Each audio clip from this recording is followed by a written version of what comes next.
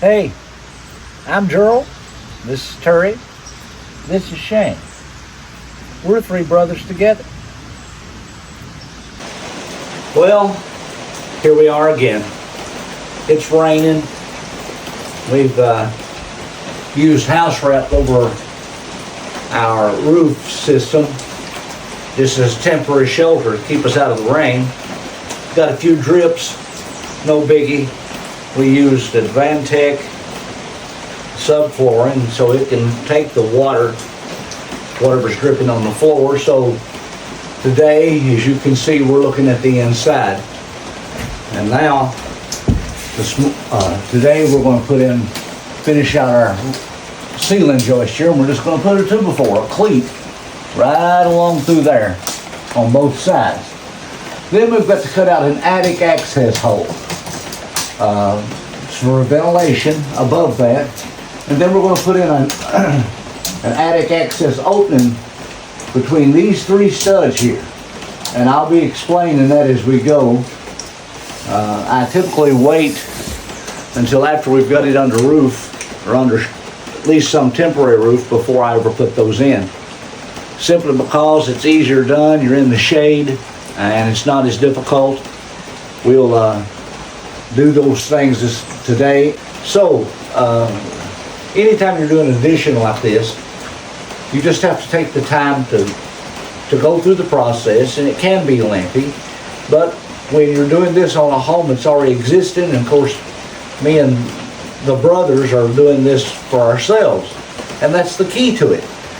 What you can do yourself. If someone can just show you the steps to take, then you can do any of this. Any homeowner can do this themselves. So, with that said, we'll get started.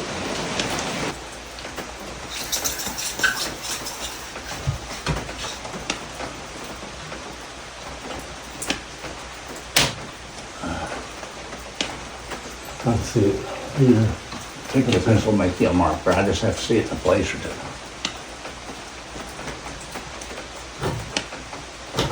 There you go. Place two like that. I don't see it nowhere else. All right, bring that over here and we'll get this other side. All right.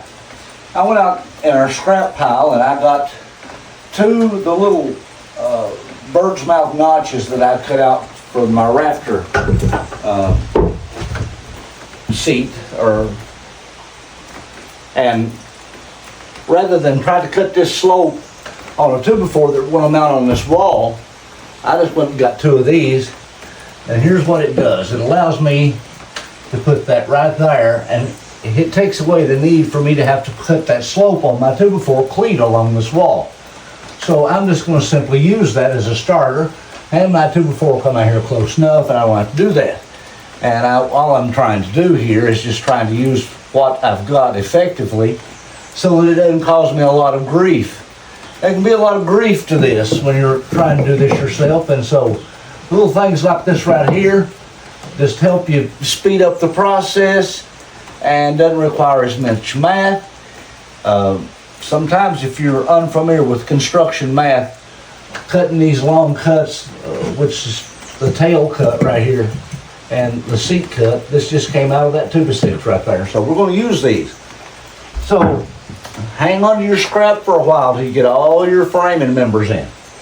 All right, we're going to go. That got me started, Shanny boy. Okay, the drill and a couple of spoons, Shane.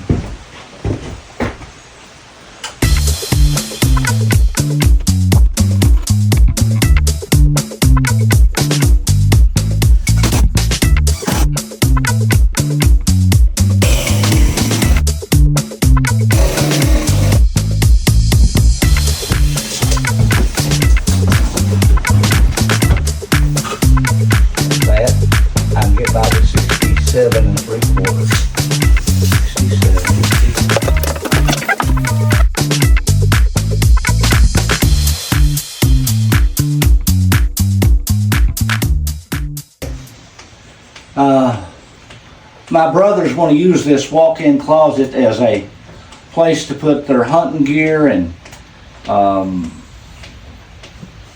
apparel and maybe even some tents and that kind of thing, some small camping stuff. It's what this addition is all about, so that they can keep it secure, got it in the house. We're going to create an attic access from this joist to this joist. Right along the center, we're going to have headroom to be able to crawl back through. That's what attic access is about. The reason we're not starting it off this wall is simply because between the two door openings, we're going to create one off of each bedroom. This wall is actually the old outside wall, and we're going to take out the windows and they're going to become doorways. So we want enough room between the two doors if we want to put shelving up this wall from the floor to the ceiling for storage, because we want to make this room as efficient as possible. So we're going to have 16 inches right there. So we want to start here. That allows us to put some 16-inch shelves along this wall and still be able to get good access into the attic above. So we're going to start here, we're going to work over, we're going to just measure. I don't think that I want to put it in any bigger than a 24 by 24. So 2 foot by 2 foot or 30 inches by 30 inches. Your attic access can be any size you want it, especially if you're making the door that drops in as a panel. So size is dependent upon the size person you are. So about average, a really large man could come through a 30 by 30, and I think maybe that we only need to go about 28 inches. A 28-inch square is pretty big, really, and it'll allow a large man to be able to get up into this attic surface here to go on back into the house. We're going to be removing this area here, all the way over to this location here. So we're going to create an opening right here so that we get good ventilation. We have to have a place for that heat to escape this attic. So we're just going to cut out all this area right in here over to a certain point. I'm not going to try to remove it all. All of it does not have to be removed. We just want to make sure that when we go to climb up in here, we've got enough room to get back into the main part of the house. So that's the next thing we're going to do, since it's a thing that must be done. So that'll be our next part of the project.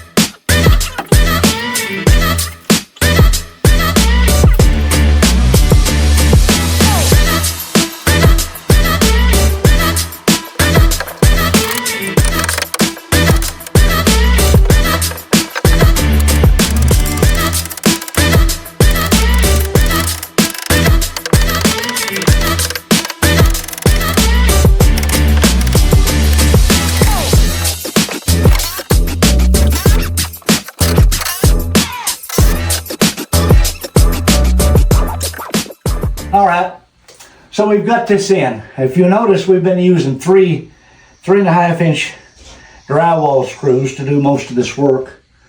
I'm an older man, and swinging a hammer over my head, I tend to have some issues with my rotator cuff in my shoulders. working over my head, so it's just easier for me to shoot a screw than it is for me to swing that hammer and drive in that nail. All of this could probably be done faster with a nail. But screws are good fasteners and they hold really well. We've got this, got the opening 28 by 28. If there's anyone going into your attic that's so large that they can't fit through a 28 by 28, they probably do not need to be climbing into your attic. So this just allows you enough room to be able to get stuff up in here. You never know what you need it for, but nevertheless, you want adequate room. Many times these attic accesses that are put into a ceiling are too small for one reason or another. Now normally I would put in a double header. That means right here, a double header here, and maybe a double here, depending on how much span I had from one side of the wall to the other. But since I have a stiff back here, located really near where this opening's at, and I only have about I've got about 4 feet from this side over to the outside wall. This is plenty strong enough because this is rough sawn poplar is what we're using, and it's very rigid. I think we're going to be fine. I did put up a cleat here to help hold this loose ceiling joist, and I wanted to keep it in line. I didn't want to have to measure and line that thing back up again, so the first thing I done was put a scrap piece of 2x4 up along the ceiling, and I shot a screw in 3 locations, and that just secured that so I didn't have to worry about knocking that out of line or moving it. So we've got it all secured, it's all screwed in. We can take this temporary cleat down, and we're going to be ready to cut out our opening here in this old gable, allowing ventilation, cross ventilation through the ceiling of the house and the addition, by the way. Okay, we'll get started and we'll take this down.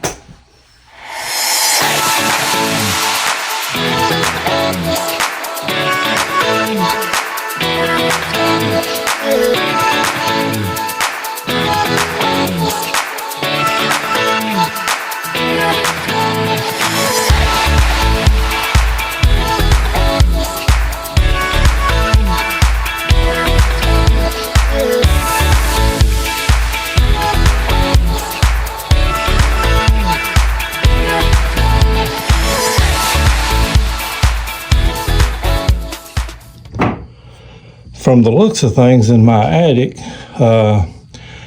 my insulation or cellulose is too low.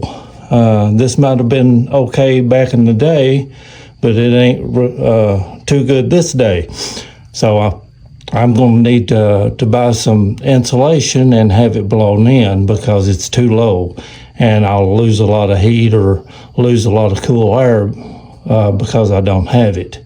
So that'll be another project for another day. Pretty good day. It's better than setting it on. If you enjoyed any of this, if you're learning anything, subscribe. Like our channel. Like. That's right, like. And Like. share it with your friends. Share. Share. All your friends. Even on Facebook. Yes. So, that'll make us happy and we can afford meal for cornbread and fire for our stove. We appreciate you. We'll see you guys.